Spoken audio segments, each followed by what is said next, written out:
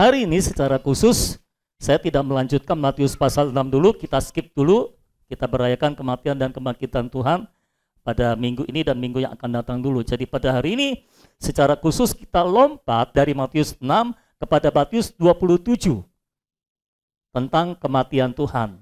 Matius 27 ayat 32 sampai 56. Hari ini kita akan menghandle Matius pasal 27 ayat 32 sampai 56. Dan kalau saya boleh beri judul firman Tuhan hari ini, maka saya akan memberikan judul kematian yang menghasilkan kerajaan. Haleluya. Ingat, Matius adalah kitab kerajaan. Matius ditulis dengan tujuan untuk mewahyukan Kristus sebagai raja. Amin. Jadi Matius adalah kitab kerajaan. Kalau Yohanes kitab hayat, saudara. Tapi Matius adalah kitab kerajaan. Jadi kematiannya menghasilkan kerajaan. Nah, ini yang kita perlu memahami dan menghubungkannya. Dan semuanya ada di dalam Matius pasal 27 ayat 32 sampai 56. Secara spesifik saya membagi firman Tuhan hari ini menjadi 4 bagian. Yang pertama, A huruf besar itu dianiaya oleh manusia karena melakukan kehendak Allah. Lalu nanti B huruf besar yang bagian yang kedua, kita akan mempersekutukan bagaimana Yesus dihakimi oleh Allah untuk merampungkan penebusan bagi kita. Lalu bagian yang ketiga, bagian C huruf besar nanti, kita akan membahas tentang dampak kematian Yesus. Dan yang bagian D yang terakhir, kita akan membahas tentang kerajaan Allah dibangun di atas dasar kebenaran. Jadi mari kita mulai bagian pertama, A huruf besar, dianiaya oleh manusia karena melakukan kehendak Allah. Pada bagian ini saya akan cepat saja karena cuma berisi beberapa informasi yang saudara perlu ketahui saja. Yang pertama, Tuhan Yesus ingin meminum cawan pahit itu sampai habis, saudara-saudara. Kalau kita baca ayat 33 sampai 34, ayatnya berbunyi demikian. Maka sampailah mereka di suatu tempat yang bernama Golgota, artinya tempat tengkorak. Sebetulnya artinya tengkorak, bukan tempat tengkorak. Lalu mereka memberi dia minum anggur bercampur empedu. Setelah ia mengecapnya, ia tidak mau meminumnya. Jadi Yesus pada saat itu sudah dicambuk, sudah berdarah-darah, suruh pikul salib, sampailah di Golgota untuk disalib di sana. Jadi dia dalam keadaan lemah, dalam keadaan menderita, sudah mencucurkan darah. Lalu dia dikasih minum anggur bercampur empedu. Nah, saudara-saudara, anggur bercampur empedu biasanya pada zaman dulu dipakai sebagai obat bius. Anestesi kalau sekarang istilahnya. Kalau orang mau melahirkan disuntik anestesi dulu supaya bisa tahan nyerinya, bisa tahan sakit. Jadi ini adalah obat penahan rasa sakit, obat anestesi. Ya, obat bius pemati rasa. Lalu Tuhan Yesus menolak anggur bercampur empedu itu. Mengapa? Karena dia mau minum cawan pahit itu sampai habis. Dia nggak mau pakai obat bius untuk pemati rasa. Inilah Tuhan Yesus kita. Dia mau menanggung semua penderitaan karena dosa kita sampai tuntas, sampai habis. Itu sebabnya ketika diberikan anggur bercampur empedu, dia tidak mau meminumnya. Dia tidak mau pakai obat bius untuk pemati rasa. Bayangkan pengorbanannya. Seorang ibu yang melahirkan anaknya saja nggak pernah menolak anestesi loh, saudara. Tapi Tuhan Yesus ketika menanggung penderitaan untuk menebus dosa kita, dia menolak anestesi, dia menolak obat bius. Karena dia mau menanggung semuanya, meminum cawan itu sampai habis. Kita bersyukur untuk hal itu. Amin. Yang kedua, Tuhan Yesus disalibkan dan diambil pakaiannya. Ini bagian di mana Tuhan Yesus dianiaya karena melakukan kehendak Allah. Ayat yang ke-35 berkata, sesudah menyalibkan dia, mereka membagi-bagi pakaiannya dengan membuang undi. Jadi di sini diberitahukan Tuhan Yesus dirampok habis-habisan oleh orang berdosa, saudara-saudara, sampai pakaiannya diambil, diundi untuk dibagi-bagi, saudara-saudara. Dan ini menggenapi Mazmur pasal 22 ayat 19. Jadi di sisi yang lain saya juga mau menunjukkan kepada saudara bahwa seluruh kehidupan Yesus menggenapi nubuatan para nabi dalam perjanjian lama, termasuk penyalipannya.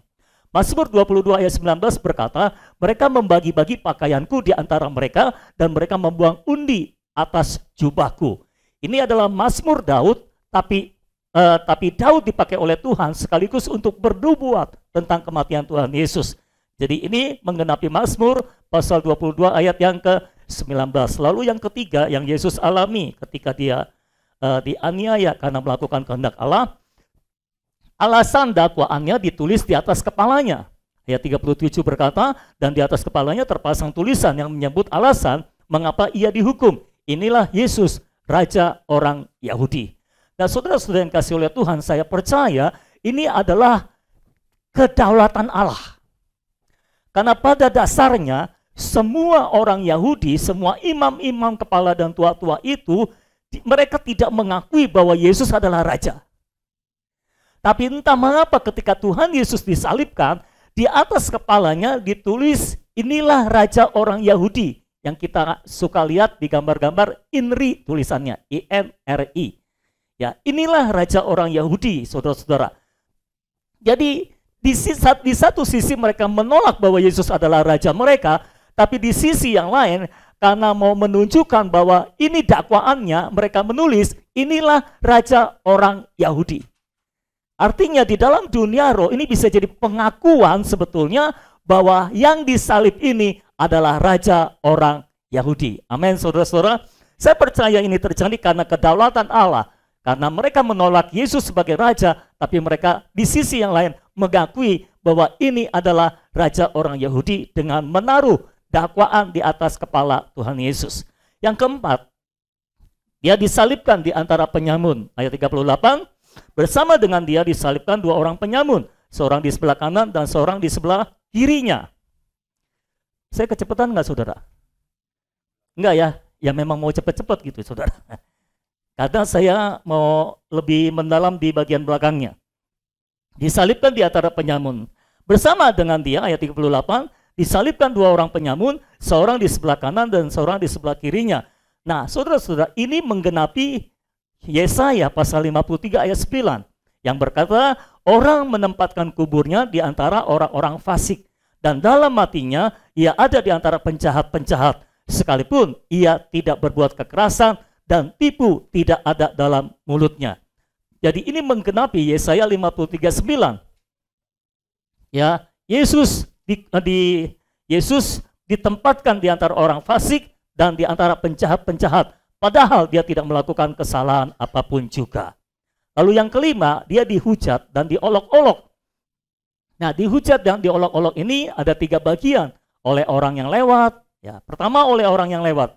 Ayat 39-40, orang-orang yang lewat di sana menghujat dia dan sambil menggelengkan kepala, mereka berkata, hai engkau yang mau merubuhkan bait suci dan mau membangunnya kembali dalam 3 hari, selamatkanlah dirimu jikalau engkau anak Allah, turunlah dari salib itu.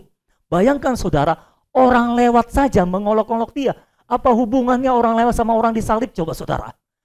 Ini menunjukkan bahwa semua jenis orang, semua orang Romawi, politisi, orang agamawi, bahkan orang lewat, semua menganiaya Tuhan yang disalibkan itu.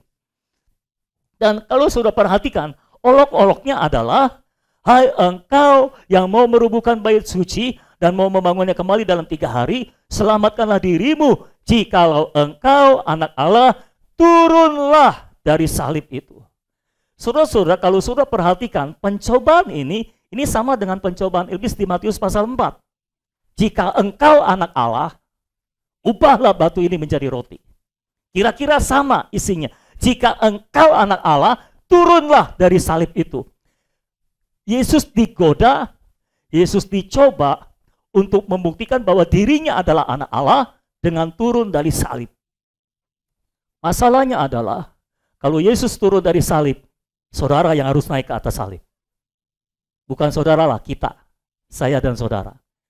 Kita bersyukur Tuhan tidak terpancing, Tuhan tidak tergoda, Tuhan tidak turun dari salib. Oh Tuhan Yesus, terima kasih.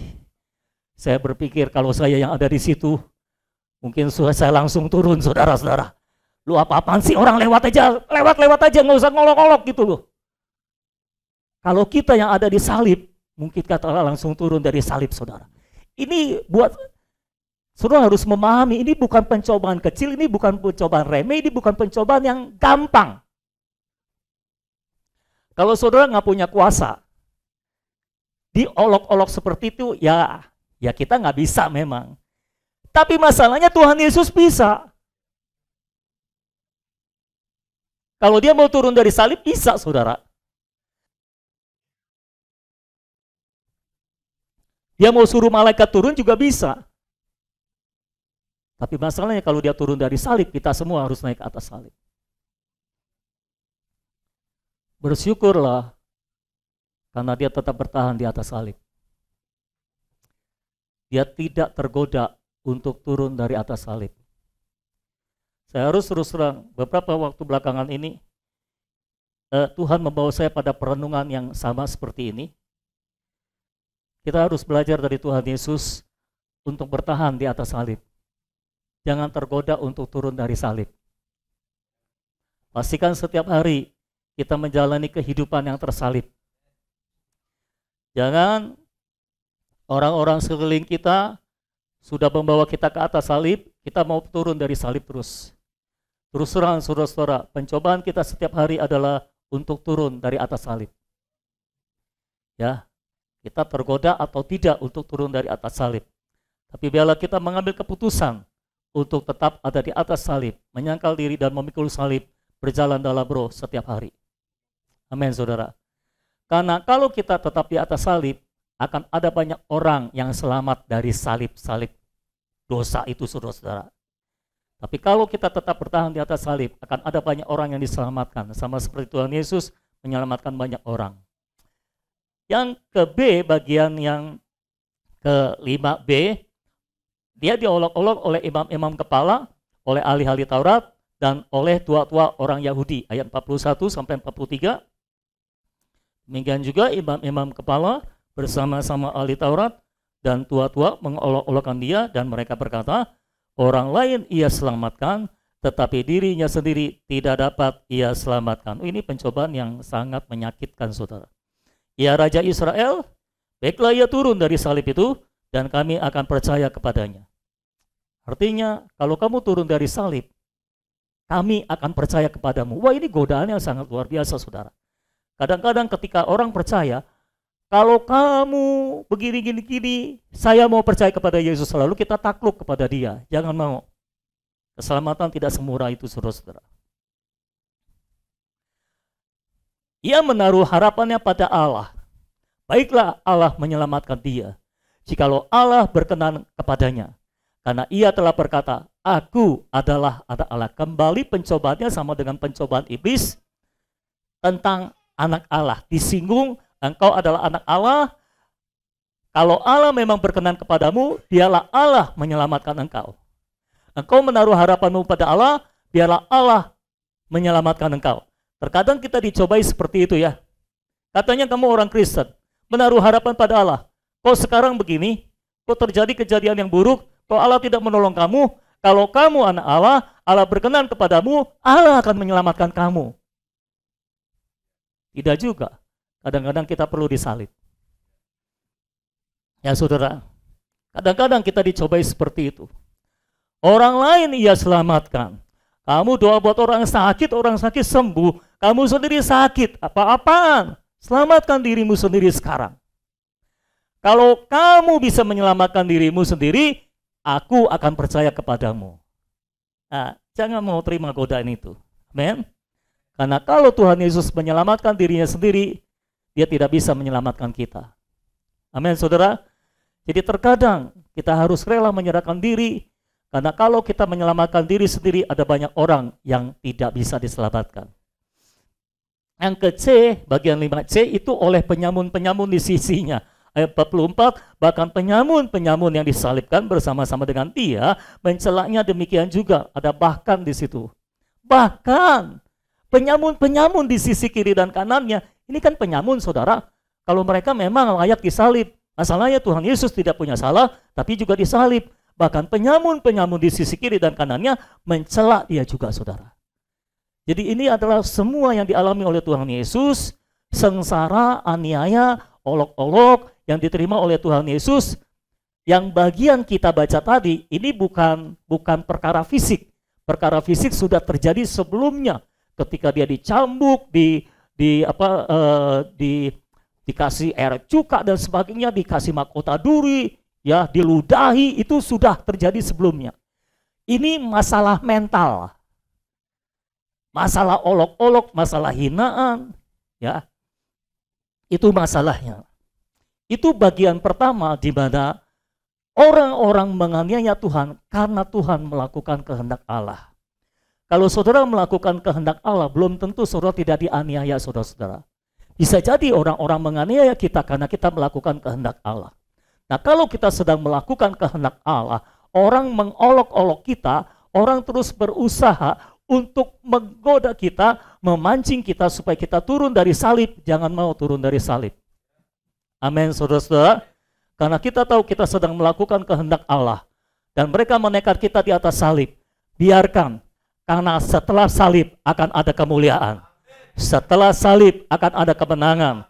Setelah kematian akan ada kebangkitan. Ketika kita melakukan kehendak Allah, setelah kematian pasti ada kebangkitan. Itu pasti. Setelah salib pasti ada kemuliaan. Kalau kita ada dalam kehendak Allah. Kalau kita tidak ada dalam kehendak Allah, setelah mati, ya mati. Nggak ada kebangkitan lagi di sana. Mari kita masuk pada bagian B, dihakimi oleh Allah untuk merampungkan penebusan bagi kita. Saudara-saudara, saya harap saya bisa lambat sedikit, tapi saya mau cepat-cepat juga, karena sudah jam 11 kurang. Yang pertama ditinggalkan oleh Allah, ayat 45-46, mulai dari jam 12 kegelapan meliputi seluruh daerah itu sampai jam 3. Dari jam 12 sampai jam 3, berapa jam? 3 jam. Kira-kira jam 3 berseluruh Yesus dengan suara nyaring, Eli, Eli, lama sabatani. Artinya, Allahku, Allahku, mengapa engkau meninggalkan aku? Nah, menurut catatan Markus pasal 15 ayat 25, Tuhan Yesus itu disalibkan dari jam 9 pagi, saudara. Oke? Dari jam 9 pagi. Jam 12, kegelapan meliputi seluruh daerah itu sampai jam 3 petang. Jam 3 petang, Tuhan Yesus berteriak, Eli, Eli, lama sabatani.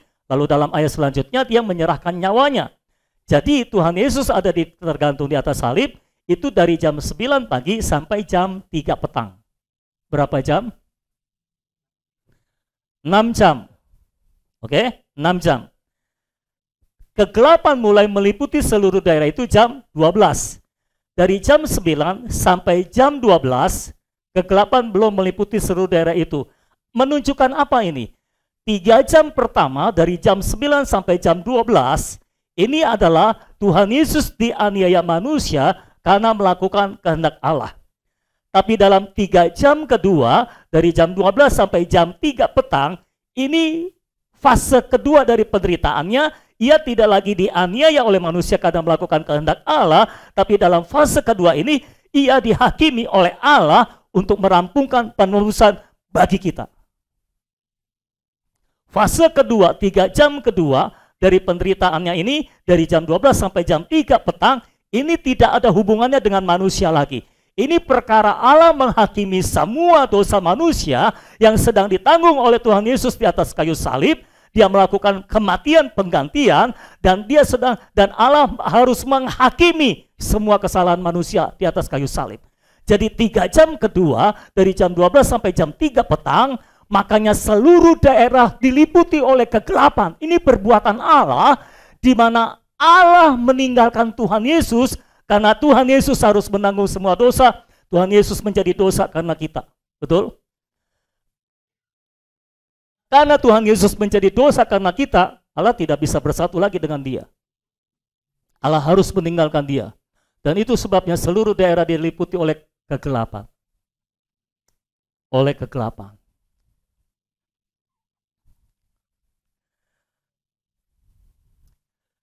Tiga jam pertama, saudara-saudara, Allah masih menyertai Yesus.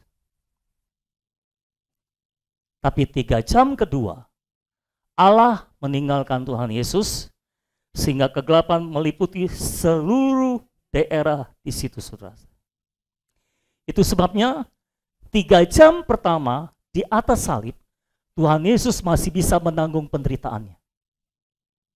Karena dia masih merasakan penyertaan Allah. Karena dia masih memiliki penyertaan Allah. Tapi 3 jam kedua, dia kehilangan penyertaan Allah. Allah meninggalkan dia. Kegelapan meliputi seluruh daerah itu.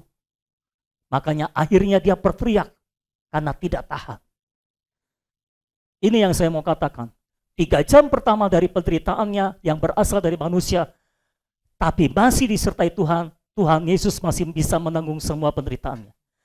Tapi ketika 3 jam berikutnya, Allah meninggalkan Tuhan Yesus. Inilah penderitaan yang dia tidak bisa tanggung. Karena dia tidak bisa merasakan penyertaan Tuhan lagi. Allah meninggalkan dia, saudara-saudara. Dari sini kita bisa belajar, saudara-saudara. Seharusnya kita seperti Tuhan Yesus. Penderitaan apapun yang berasal dari dunia ini, penderitaan apapun yang berasal dari manusia, kita bisa tanggung kalau Allah beserta dengan kita. Penderitaan yang tidak bisa ditanggung, penderitaan yang paling menyiksa adalah penderitaan di mana Allah meninggalkan kita. Penderitaan di mana kita tidak bisa merasakan penyertaan Tuhan. Itu penderitaan yang tidak bisa kita tanggung. Itu penderitaan yang membuat kita tidak bisa tahan, saudara-saudara. Orang seringkali berpikir penderitaan yang paling menyiksa dia adalah ada orang beda-beda. Ada orang yang paling menderita, paling tersisa kalau kehilangan harta. Ada orang berpikir penderitaan yang paling menyiksa adalah kalau ditinggal pacar. Orang lain berpikir penderitaan paling menyiksa adalah kalau kita dihina oleh orang lain. Kalau kita diolok-olok oleh orang lain. Semua penderitaan itu sudah dialami Tuhan Yesus. Semua murid-murid telah meninggalkan Tuhan Yesus. Semua orang dekatnya telah meninggalkan dia. Dan semua orang di sekelilingnya mengolok-olok dia. Bahkan para penjahat di sisi kiri kanannya, bahkan orang lewat pun mengolok-olok dia. Semua telah dialami oleh Tuhan Yesus. Tapi semua penderitaan itu bisa dia tanggung karena ada penyertaan Tuhan. Ada penyertaan Allah dalam hidupnya. Ini yang saya mau sampaikan kepada saudara. Selama engkau masih merasakan penyertaan Tuhan, seharusnya penderitaan apapun bisa engkau tanggung. Tidak ada satupun penderitaan yang tidak bisa engkau tanggung.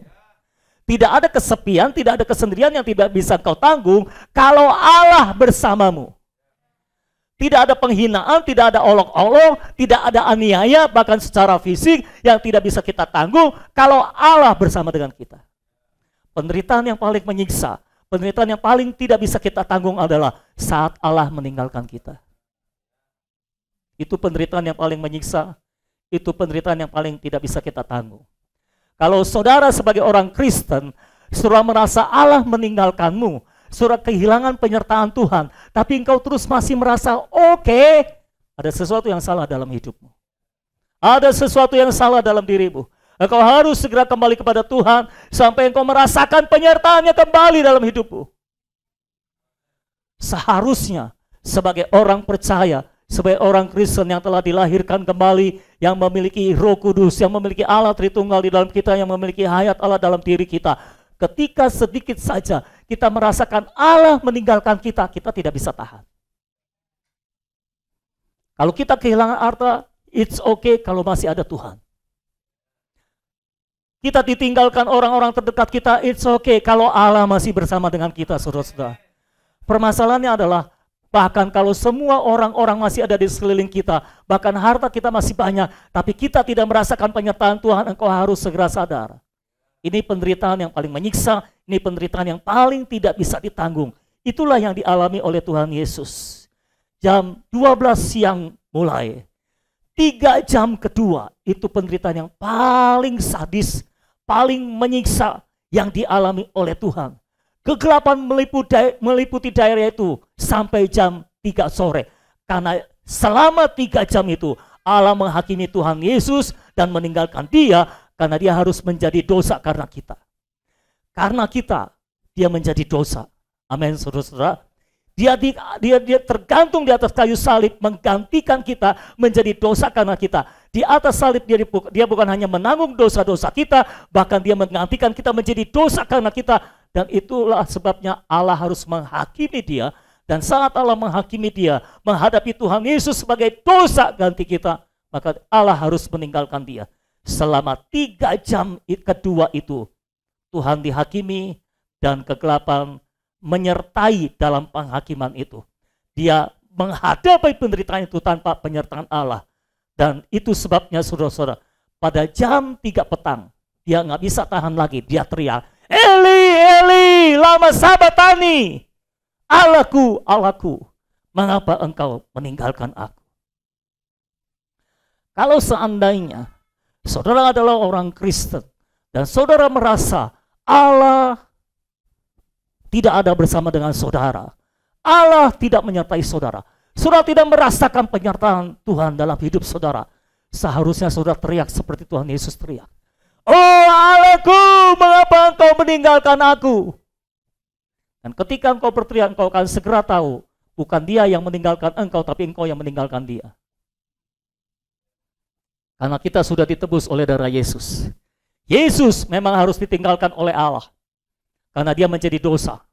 Tapi kita yang sudah ditebus oleh Allah, Allah sudah masuk ke dalam kita, Allah telah menjadi Immanuel bagi kita, Allah yang beserta kita, Allah yang bersama kita, dia tidak pernah meninggalkan kita sekali untuk selamanya. Dan kalau kita merasa kehilangan penyertaan Tuhan, itu menunjukkan ada sesuatu yang menghalangi persekutuan kita dengan Tuhan, sehingga kita tidak merasakan penyertaan Tuhan. Tapi yang saya mau katakan adalah, ketika saudara tidak lagi merasakan penyertaan Tuhan, seharusnya ada sesuatu di dalam saudara yang bangkit, yang membuat saudara tidak tahan, dan membuat saudara berseru, Eli, Eli, lama sabatani. Allahku, Allahku, mengapa engkau meninggalkan aku? Dan kau akan segera berbalik kepada Tuhan, sehingga engkau mengalami penyertaan Tuhan kembali, saudara-saudara. Jadi 3 jam pertama, Yesus memang dianiaya oleh manusia. Tapi 3 jam kedua, Yesus tidak ada hubungannya dengan penganiayaan manusia. Yesus dihakimi oleh Allah. Ya saudara-saudara, dan penghakiman oleh Allah inilah di mana Yesus menanggung dosa bagi kita, dan dia menjadi dosa karena kita. Penghakiman inilah yang membuat Tuhan Yesus sangat tersiksa dan tidak tahan. Bukan penganiayaan manusia. Yang kedua, dia menyerahkan nyawanya. Ayat 50, Yesus berseru pula dengan suara nyaring, lalu menyerahkan nyawanya. Tolong catat ini baik-baik. Tuhan Yesus tidak mati karena disiksa dan dibunuh oleh manusia. Melainkan dia rela menyerahkan nyawanya bagi kita. Ia mati bagi kita. Ia bukan mati syahid, dia bukan mati martir karena dibunuh oleh manusia. Dia tidak pernah mati dibunuh oleh manusia. Manusia mau apain dia pun dia nggak pernah mati, saudara. Dia sudah disiksa, dia sudah dihina, dia sudah diolok-olok, tapi dia tidak mati sampai dia menyerahkan nyawanya. Artinya dia tidak mati bukan karena penghakiman manusia. Dia mati bukan karena penghakiman manusia, dia mati bukan karena dibunuh dan disiksa oleh manusia. Dia mati karena dia rela menyerahkan nyawanya bagi kita. Kenapa dia harus menyerahkan nyawanya? Hanya dengan dia menyerahkan nyawanya, ini memuaskan rasa kebenaran dan keadilan Allah. Dosa harus dihukum. Dan hukumannya adalah mati. Harus ada yang mati untuk menggantikan kita. Untuk memuaskan rasa keadilan dan kebenaran Allah. Ketika Tuhan Yesus menyerahkan nyawanya kepada Bapa, dia menyerahkan nyawanya kepada Bapa untuk menjadi kematian pengganti bagi kita, saudara-saudara. Dia menyerahkan nyawanya kepada Bapa bagi kita. Dan ketika dia menyerahkan nyawanya, Bapa dipuaskan oleh penyerahan nyawanya ini. Rasa kebenaran dan keadilan Allah dipuaskan karena dosa memang harus dihukum.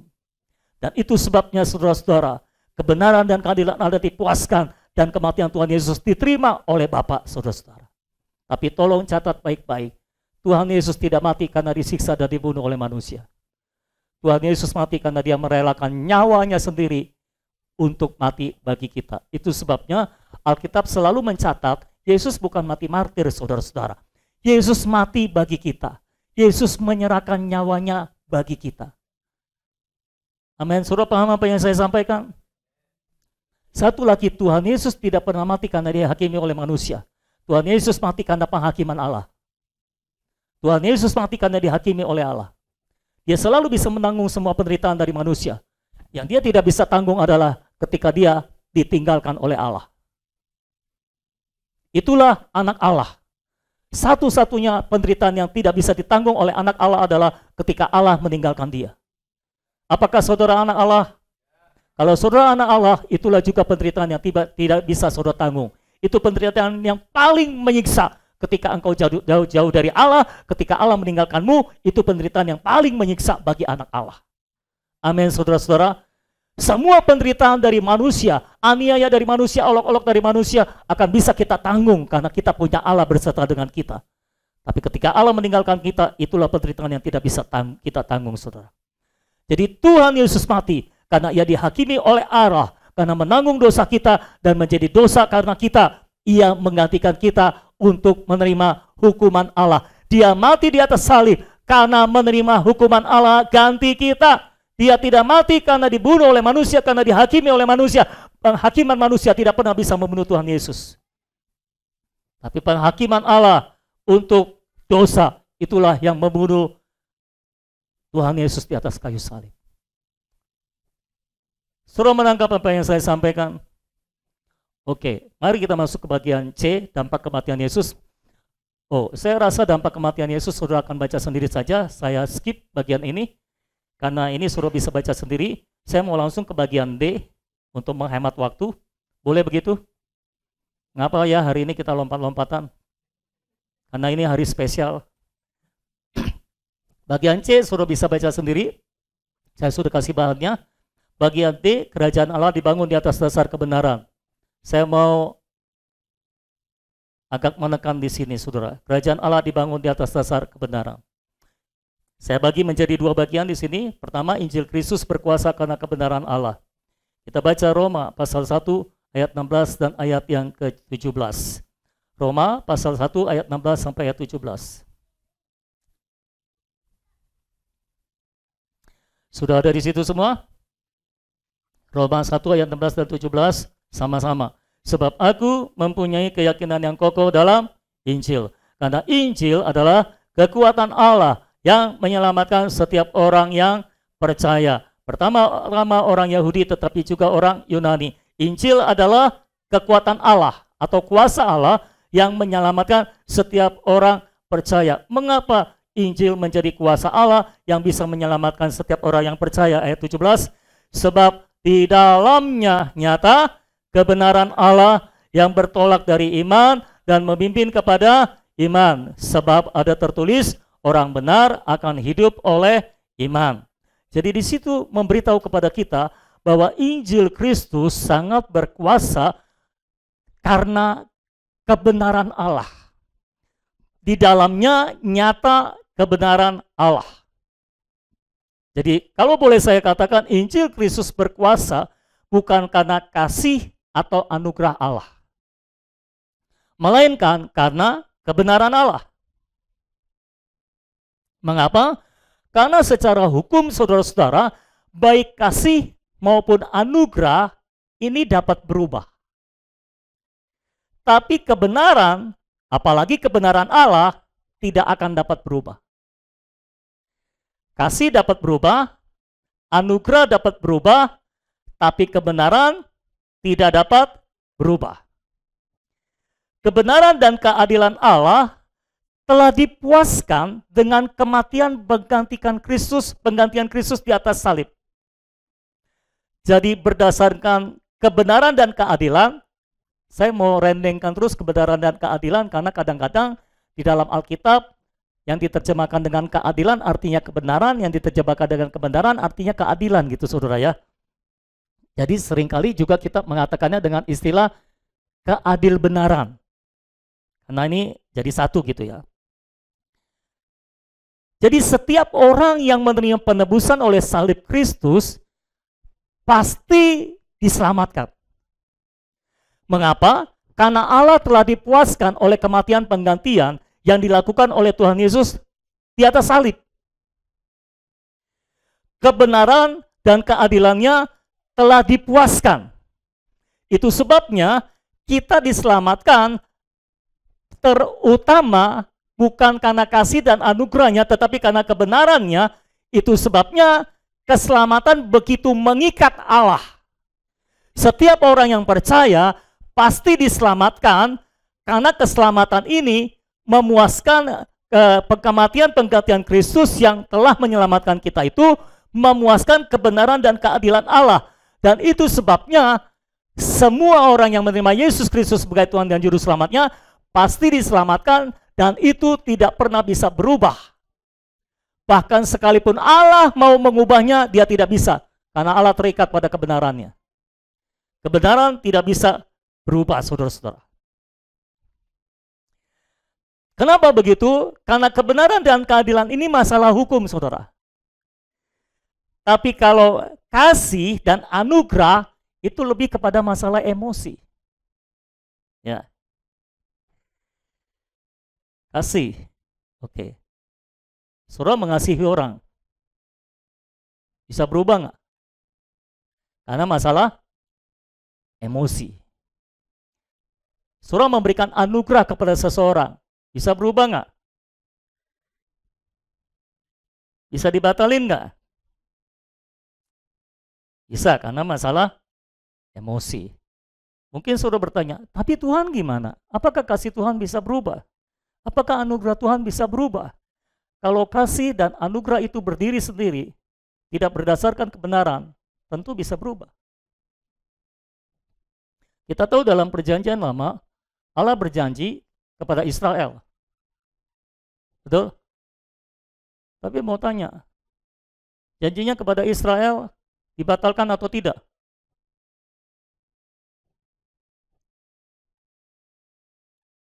Terjadi atau tidak? Digenapi atau tidak? Ini udah nanya berapa kali nih saudara? Lolos terus semua. Digenapi atau tidak janjinya kepada Israel? Hah? Kepada Israel? Tuhan janji, ya, kepada Daud khususnya, misalnya. Pokoknya kepada Israel, ini Israel akan menjadi umat kesayangannya, bla bla bla bla bla bla bla bla bla. Tapi pada akhirnya kan mereka dibuang. Itu bukan janji Tuhan untuk mereka dibuang. Jadi boleh dibilang janjinya dibatalkan, dirusak, bukan oleh Allah sih, tapi oleh Israel. Karena janji diberikan berdasarkan kasih dan anugerah, ya saudara-saudara. Tetapi janji itu diteruskan, dilanjutkan karena unsur kebenaran ini. Karena unsur kebenaran ini, saudara-saudara. Keselamatan kita memang dimulai dari kasih Allah. Allah mengasihi kita. Lalu memberikan anugerahnya kepada kita. Tapi kalau keselamatan itu tidak didasarkan atas kebenaran Allah, keselamatan saudara bisa berubah. Saudara tahu kenapa masih ada banyak orang Kristen yang berkata, hati-hati loh hidup loh, jangan berdosa loh, keselamatan kamu bisa hilang loh. Kenapa banyak orang Kristen masih merasa dan masih yakin keselamatan kita bisa hilang? Kenapa? Jawab. Kenapa saudara? Masih banyak orang Kristen yang meyakini keselamatan bisa hilang.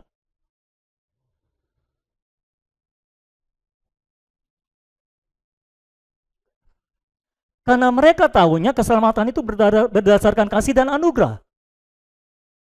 Bukan berdasarkan kebenaran. Kalau berdasarkan kasih dan anugerah, mungkin bisa hilang kalau kamu berdosa. Tapi kalau berdasarkan kebenaran, tidak bisa. Allah terikat pada kebenaran. Sekalipun Allah mau mengubahnya, dia tidak bisa. Karena dia terikat pada kebenaran. Kebenarannya sudah dipuaskan. Sudah ada orang yang mati menggantikan kita. Jadi sudah vonis. Kita sudah dibebaskan. Semua orang yang percaya kepada Kristus, masuk ke dalam Kristus, diselamatkan. Itu kebenarannya. Itu keadilannya. Kalau keselamatan kita bisa hilang, maka Allah telah melanggar keadilan dan kebenarannya. Kebenaran dan keadilannya sudah dipenuhi oleh Tuhan Yesus. Maka Allah tidak bisa menolak lagi. Setiap orang yang percaya Yesus pasti diselamatkan. Apakah bisa hilang keselamatannya? Ya tidak bisa. Karena sudah terpenuhi kebenaran dan keadilannya. Enggak bisa lagi berubah. Jadi apakah saudara bisa kehilangan keselamatan? Tidak bisa. Mengapa? Karena Injil itu kekuatan Allah yang menyelamatkan, karena di dalamnya nyata kebenaran Allah. Kalau bukan karena kebenaran, mungkin saudara bisa kehilangan keselamatan. Tapi keselamatan berdasarkan kebenaran. Keselamatan kuat karena di dalamnya nyata kebenaran Allah. Itu sebabnya Injil menjadi kuasa Allah yang menyelamatkan, karena di dalam Injil nyata kebenaran Allah. Injil itulah Tuhan Yesus, karya Tuhan Yesus di kayu salib. Itulah yang memenuhi standar kebenaran dan keadilan Allah. Dan kalau kita bicara tentang kebenaran dan keadilan selalu soal masalah hukum. Dan masalah hukum tidak bisa berubah. Saudara paham apa yang saya sampaikan? Ya, memang keselamatan berawal dari kasih-Nya, lalu diberikan, digenapkan melalui anugerah-Nya, Tuhan Yesus Kristus, tapi dimeteraikan oleh kebenarannya. Itulah yang membuat keselamatan kita berlandaskan hukum, sah, tertulis, sudah ketok palu, tidak bisa berubah lagi. Jadi saudara tidak bisa kehilangan keselamatan. Mungkin saudara berkata, Pak, jadi saya bisa bebas berbuat dosa. Bebaslah berbuat dosa. Tapi katanya nggak boleh berbuat dosa. Iya, kata siapa? Kata firman Tuhan. Iya, kalau firman Tuhan bilang nggak boleh berbuat dosa, ya udah jangan berbuat dosa. Tapi katanya saya bebas berbuat dosa. Bebaslah berbuat dosa. Karena kalau saudara bebas berbuat dosa, yang dirugikan bukan siapa-siapa, tapi saudara. Kalau engkau berbuat dosa, kalau engkau mengabaikan keselamatan yang begitu besar yang telah Tuhan berikan dalam hidup saudara, pengorbanan Tuhan Yesus di atas kayu salib, saudara harus ingat 3 jam pertama dan 3 jam kedua itu, yang harusnya saudara yang lewati, tapi dia yang lewati semuanya. Belum ketika dia di Taman Getsemani, dia berdoa sambil mencucurkan darah. Dia ada dalam tekanan. Saudara harus ingat pada pengorbanannya. Ya saudara-saudara, kalau saudara adalah orang yang tahu bahwa engkau diselamatkan karena pengorbanan Tuhan Yesus yang begitu luar biasa, engkau tidak akan tega menyakiti hati dia yang sudah menebus dosa saudara dan menjadi dosa karena saudara. Karena engkau mengasihi dia. Amin saudara. Dan kalau engkau tahu, setiap kali engkau berdosa, pasti ada konsekuensinya. Dan setiap kali engkau berdosa, pasti persekutuanmu dengan Allah terputus. Dan setiap kali persekutuanmu dengan Allah terputus, engkau kehilangan penyertaan Tuhan. Itulah penderitaan yang paling menyiksa, itulah penderitaan yang paling tidak bisa engkau tanggung selama engkau hidup, saudara-saudara. Engkau tidak sadar, engkau pikir engkau oke-oke saja, padahal engkau tidak sedang baik-baik saja. Kenapa? Karena engkau melalaikan keselamatanmu. Karena engkau menganggap remeh keselamatan yang telah Tuhan berikan. Ya saya tahu tidak akan hilang. Tapi Tuhan akan memberikan matahari. Matahari itu penderitaan, tekanan untuk menekan saudara supaya saudara menjadi kudus dan tak bercacat di hadapan Tuhan. Ingat saudara, semua orang yang telah diselamatkan telah ditentukan dari semula untuk menjadi serupa dengan gambaran anaknya Yesus Kristus. Saudara telah ditentukan dari semula untuk menjadi kudus dan tak bercacat. Sudah ditentukan dari semula oleh siapa? Oleh Bapa. Jadi semua saudara yang sudah diselamatkan nih, kalau semua saudara sudah diselamatkan, saudara itu sudah ditentukan dari semula, bahkan dari sebelum dunia diciptakan, saudara sudah ditentukan untuk menjadi orang kudus dan tak bercacat di hadapan Allah. Pertanyaan saya, kalau Tuhan sudah menentukan saudara jadi orang kudus dan tak bercacat, kira-kira Tuhan akan berhasil atau tidak menjadikan saudara orang kudus? Halo? Kira-kira Tuhan akan berhasil nggak menjadikan saudara orang kudus? Pasti berhasil. Dan Tuhan akan melakukan segala daya upaya untuk menjadikan saudara orang kudus, karena saudara sudah ditentukan dari semula untuk menjadi orang kudus. Apa yang telah ditentukan dari semula nggak bisa lolos lagi. Saudara benar-benar akan menjadi orang kudus. Pak, tapi Pak, sekarang saya jauh dari kudus, Pak. Masih kudus, Pak. Nggak mau tahu, saudara ini mau kudus kayak, mau kudes kayak apa. Kayak. Pokoknya pada akhirnya semua kita, semua saudara akan menjadi orang kudus. Apa benar Pak? Apa bisa Pak saya jadi orang kudus? Ya, kamu aja nggak yakin gimana sih? Untung Tuhan kita nggak terpengaruh dengan keyakinan kita. Tetapi untuk menjadi orang kudus itu, Tuhan akan memakai semua cara untuk menjadikan saudara orang kudus. Kalau di dalam dunia ini Tuhan tidak berhasil menjadikan saudara orang kudus, maka nanti dalam zaman kerajaan 1000 tahun, saudara akan dikarantina, didisiplin di situ untuk dibentuk menjadi orang kudus. Atau kalau enggak dikarantina dalam kerajaan 1000 tahun, Tuhan berikan dahulu masa kesengsaraan besar selama 3,5 tahun. Masa antikris, masa kesengsaraan yang besar, di mana saudara benar-benar dimasukkan ke dalam api kesengsaraan, sehingga saudara menjadi kudus, karena api itu untuk memurnikan. Jadi selama di atas muka bumi ini, Tuhan terus berusaha menguduskan saudara. Nanti Tuhan akan terus berusaha menguduskan saudara, dan Tuhan menguduskan saudara dengan api. Kalau api yang selama saudara hidup belum berhasil, Tuhan akan tingkatkan kepanasan apinya dalam masa kesengsaraan yang besar selama 3,5 tahun. Kalau itu belum mampu menguduskan saudara, Tuhan akan tingkatkan apinya dalam masa kerajaan 1000 tahun. Jadi pertanyaan saya, saudara pasti kudus nggak? Pasti. Orang apinya diukur. Jadi semua kotoran saudara itu pasti rontok itu. Nggak mungkin nggak rontok. Pak, ini udah nyangkep Pak. Udah nempel ini kotorannya. Pasti rontok, tenang aja. Tuhan tahu cara mengukur ukuran panasnya. Seperti seorang penjuna, itu membentuk logam-logam itu membentuk bejana, ukuran panasnya diukur oleh dia. Yang pas. Sehingga semua orang bisa dilebur menjadi seperti yang Tuhan inginkan. Jadi keselamatan kita itu telah dimeteraikan oleh kebenaran Allah, bahkan Allah sendiri pun tidak dapat mengubahnya. Kalaupun Allah mau batal menyelamatkan orang yang percaya Yesus karena kelakuannya jelek, karena banyak dosanya, Allah tetap tidak bisa mengubahnya. Karena Allah terikat pada kebenarannya. Jadi keselamatan tidak bisa hilang, karena ada di atas dasar kebenaran.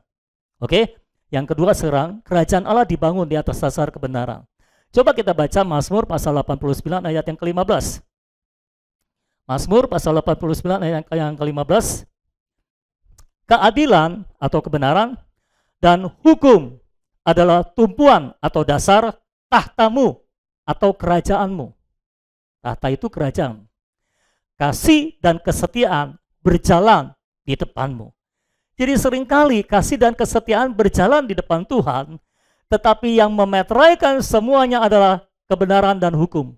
Keadilan, kebenaran, dan hukum yang menjadi tumpuan tahta Tuhan, dasar kerajaan Tuhan. Jadi di sini ditunjukkan bahwa tata atau kerajaan Allah itu dibangun di atas dasar atau tumpuan kebenaran dan keadilan. Artinya, Jika kebenaran dan keadilan disingkirkan, maka kerajaannya akan runtuh. Saudara singkirkan kebenaran dan keadilan Allah, kerajaannya akan runtuh. Karena kerajaan Allah dibangun di atas dasar kebenaran dan keadilan. Paham saudara ya? Perbandingannya dengan kerajaan manusia apa? Pemerintahan atau kerajaan manusia dibangun di atas dasar ketidakbenaran. Pada waktu Yesus disalib, kita melihat dengan jelas ketidakbenaran berhadapan dengan kebenaran. Ketidakbenaran menganiaya kebenaran. Yesus yang benar dianiaya oleh semua manusia yang tidak benar itu. Semua politik, semua politikus, semua orang agamawi itu semuanya tidak benar dan menghakimi yang benar, saudara-saudara. Semua kerajaan manusia dibangun di atas ketidakbenaran. Tapi kerajaan Allah dibangun di atas dasar kebenaran. Jadi kerajaan Allah adalah kerajaan kebenaran. Dan kita adalah umat kerajaannya yang hidup di dalam kebenaran. Mengapa saya mengatakan atau memberi judul kematian Tuhan Yesus adalah kematian yang menghasilkan kerajaan? Karena kematian Tuhan Yesus memuaskan kebenaran Allah, memuaskan keadilan Allah. Dan itu sebabnya setelah Tuhan Yesus mati, itulah kerajaan dimulai. Kerajaan sorga dimulai. Kematian Tuhan Yesus mendatangkan kerajaan. Mengapa harus mati dulu? Karena kebenaran Allah harus dipuaskan. Dan kerajaan selalu dibangun di atas dasar kebenaran. Kerajaan sorga tidak bisa dimulai, tidak bisa dibangun kalau kebenaran Allah belum dipuaskan oleh kematian Tuhan Yesus. Itu sebabnya Tuhan Yesus harus mati. Dia yang benar harus mati. Supaya kebenaran Allah dipuaskan. Karena secara hukum, dosa harus dihukum. Dan hukumannya adalah mati. Ketika Tuhan Yesus menyerahkan nyawanya, Allah menerima nyawa Tuhan Yesus sebagai kematian penggantian bagi kita semua saudara-saudara. Dan Allah dipuaskan. Kebenaran Allah, keadilan Allah dipuaskan. Secara hukum ini sudah sah, semua sudah ditebus oleh kematian Tuhan Yesus. Semua orang berdosa sudah ditebus oleh darah Tuhan Yesus. Lalu kapan itu menjadi cair di dalam hidup kita? Ketika kita percaya dan menerima Dia, kita dipindahkan ke dalam Dia, maka kita menerima keselamatan itu. Menjadi cair. Apa yang sudah dilakukan Yesus di atas kayu salib menjadi milik kita, saudara-saudara. Kerajaan Allah dibangun di atas dasar kebenaran.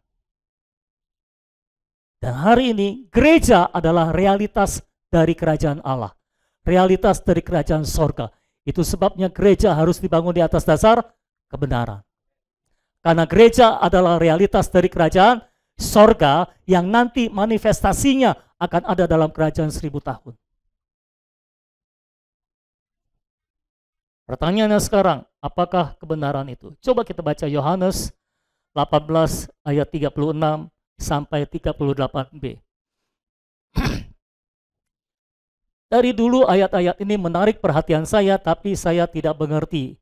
Tapi sejak tahun berapa itu Tuhan membukakan ini kepada saya dan saya mengertinya. Yohanes 18 ayat 36 mulai, sudah di situ semua? Perhatikan baik-baik ayatnya. Jawab Yesus, kerajaanku bukan dari dunia ini, berarti dari sorga. Jika kerajaanku dari dunia ini, pasti hamba-hambaku telah melawan, supaya aku jangan diserahkan kepada orang Yahudi, akan tetapi kerajaanku bukan dari sini. Nah, kalimat ini Yesus katakan di depan Pilatus yang sedang mengadili dia. Pemerintahan Romawi. Jadi di dalam melawan kebenaran, agamawan selalu berkolaborasi dengan politikus, saudara. Dari dulu sampai sekarang. Serius. Baca Alkitab. Itulah yang terjadi. Yesus disalib karena kerjasama antara para agamawan dan politikus. Kalau tidak, Tuhan Yesus tidak bisa disalib.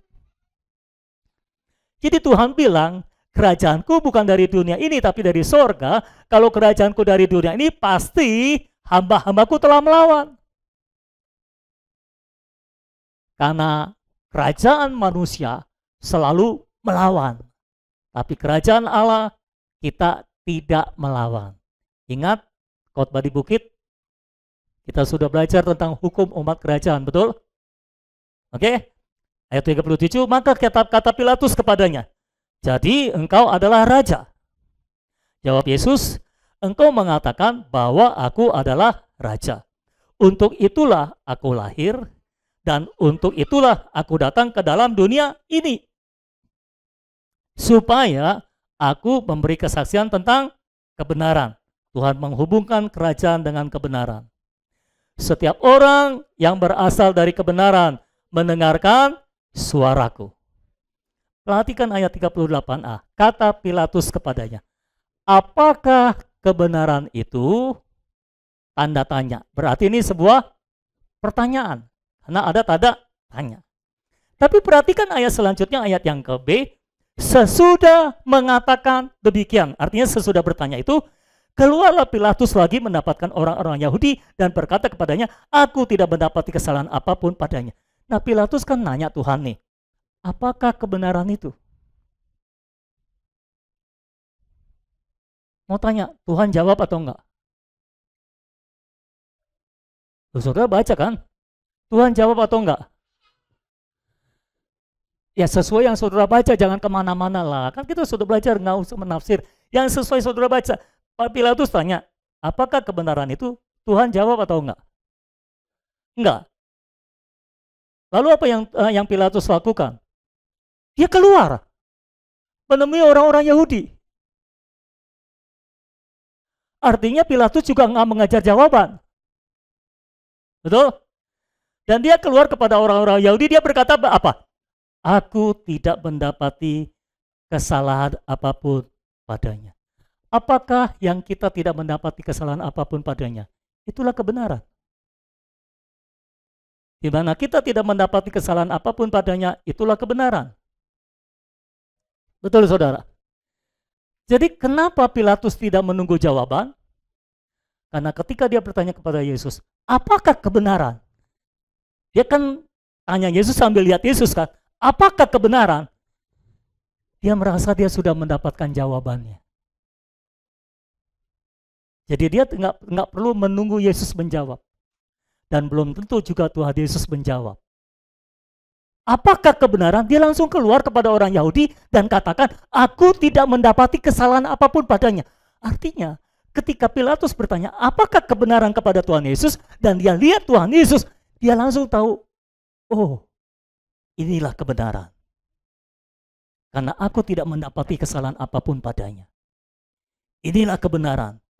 Dari situ Pilatus belajar bahwa kebenaran bukanlah apakah, tapi siapakah.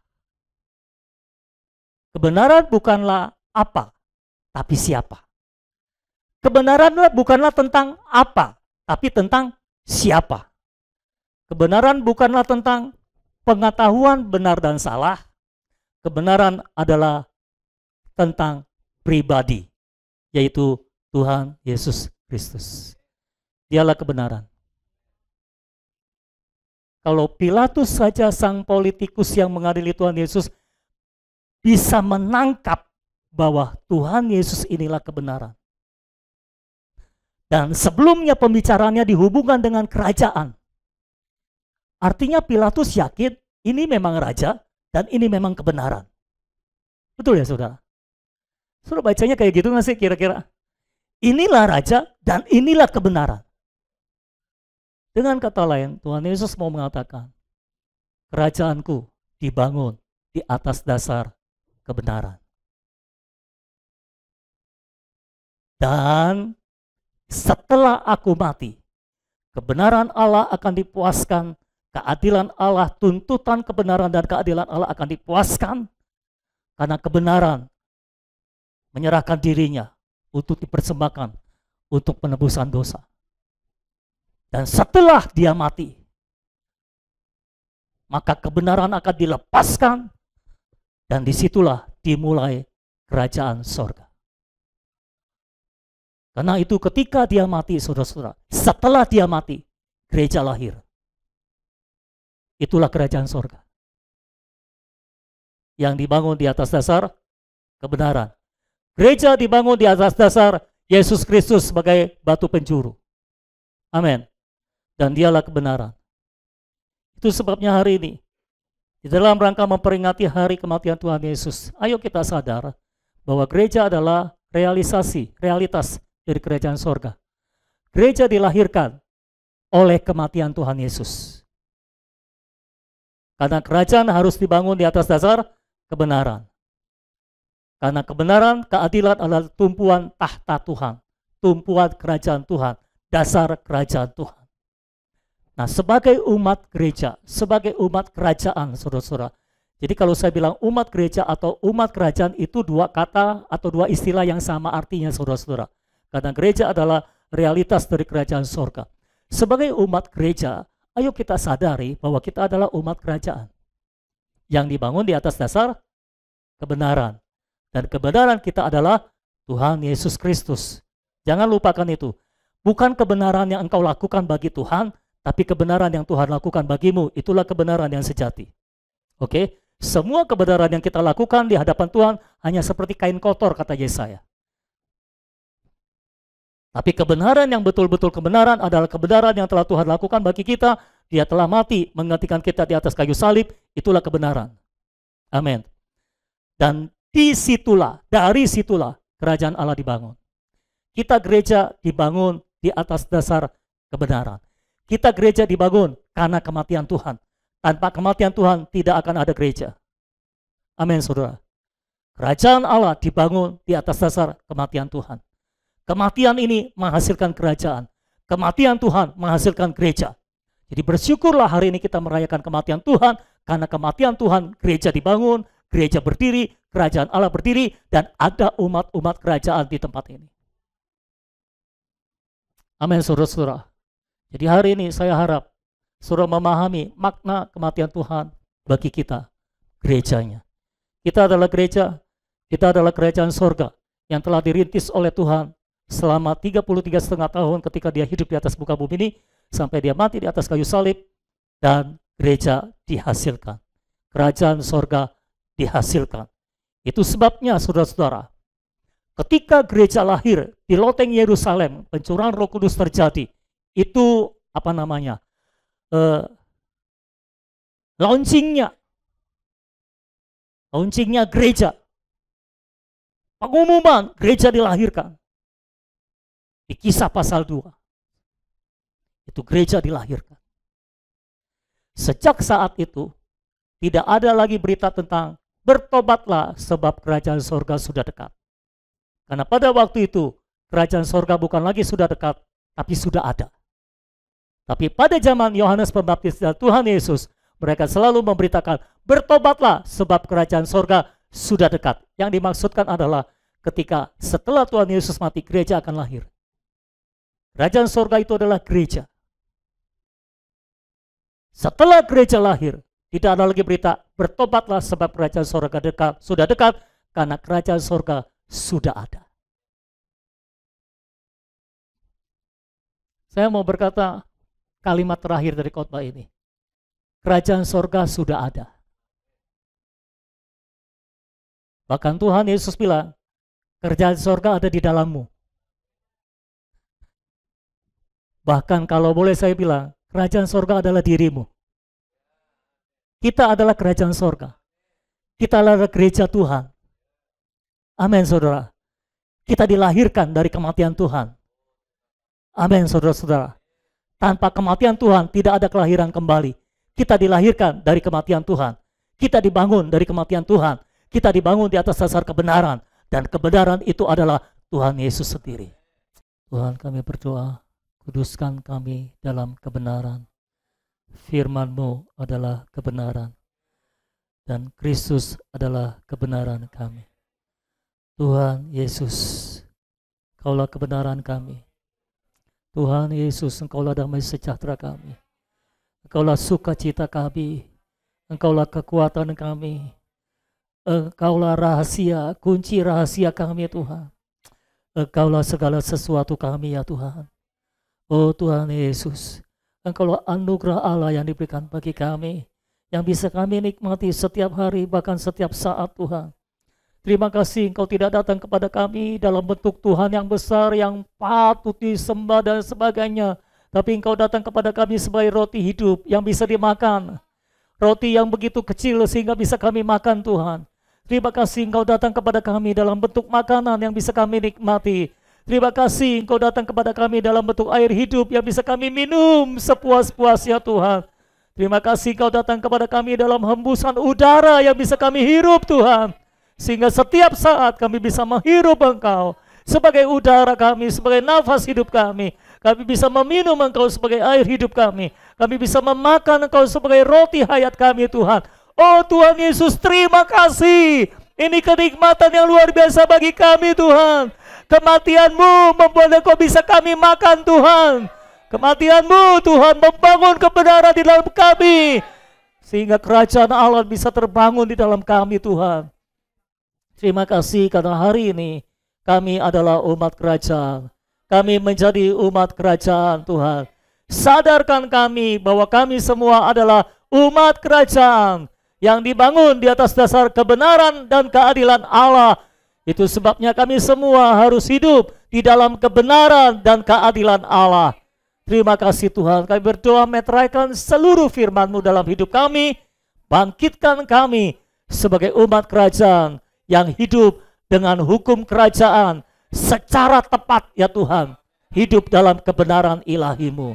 Terima kasih Tuhan, kami berdoa dan kami menerima anugerah dan firman Tuhan. Di dalam nama Tuhan Yesus Kristus kami berdoa. Dan semua kita yang telah menerima anugerah dan firman-Nya sama-sama kita katakan amin. Haleluya. Puji nama Tuhan. Biarlah kita terus mengingat Tuhan. Artinya menikmati Dia sepanjang hari, sepanjang saat, setiap waktu.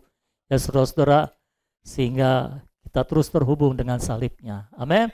Selamat siang semuanya, Tuhan memberkati saudara selamat pulang.